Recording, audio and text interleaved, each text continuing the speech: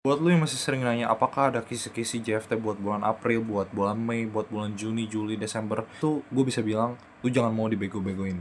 Please, jangan mau dibego-begoin. Jangan mau dibego-begoin. Kenapa? Karena misalnya gini, kalau ada, itu nggak bakal dikasih secara gratis. Kalau bahkan berbayar pun, itu belum tentu akurat. Kenapa lu mau bayar duit ke suatu hal yang ibaratnya lu mau cari jalan pintas, tapi ujungnya bisa bikin lu gagal, bisa bikin lu rugi juga.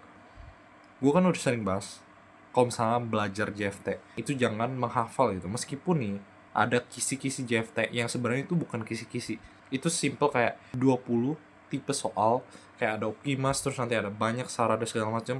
Itu kan udah terbukti selama 2 tahun ke belakang, dari 2024 lebih sampai sekarang nih 2026, itu udah sering muncul dan udah kayak terbukti gitu.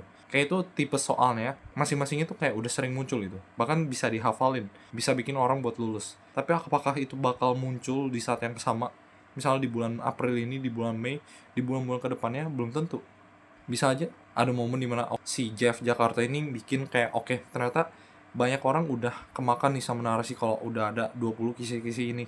Gimana kalau misalnya nanti di bulan April ini ada muncul soal ke-21, soal ke-22, soal ke-23. Lu bayangin, lu mampus nanti. Lu nggak tahu cara ngerjainnya kayak gimana. Lu udah bayar JFT tuh mahal gitu, 500.000 lebih. Tapi ujung-ujungnya lu gagal gara-gara simple lu ngehafalin.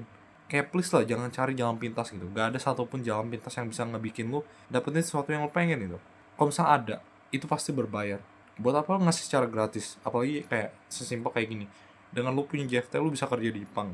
Lu bisa dapetin gaji yang lebih gitu. Kayak 4 kali lipat UMR Jakarta. Walaupun kotor ya pada akhirnya. Cuma please lah, pakai akal logika lu, pakai akal sehat lu. Jangan mau dibego-begoin.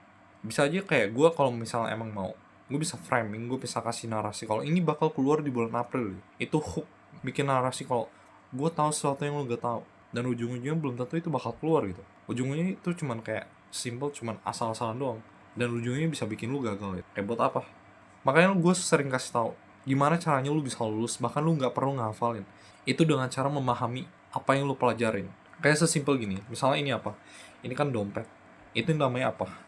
Saifu. Kenapa gue bisa tahu ini Saifu? Karena gue tahu kalau ini fungsi kegunaannya itu buat nyimpen duit, buat bertransaksi. Lu harus tahu ke semua aplikasi, hal-hal lainnya, apapun yang lu pelajarin, lu harus bisa paham konteksnya buat apa. Karena akan ada momen dimana itu tuh diubah gitu. Jadi kayak ada konsep yang namanya permutasi sama kombinasi. Jadi akan ada dimana pertanyaannya itu nanti diubah, atau misalnya jawabannya itu diubah. Dan kalau misalnya lu nggak tahu, kalau misalnya lu fokusnya ngafalin doang, ketika lu dihadapin sama ini ya lu bakal gagal gitu, sesimpel itu. Kayak please lah, jangan mau dibego-begoin.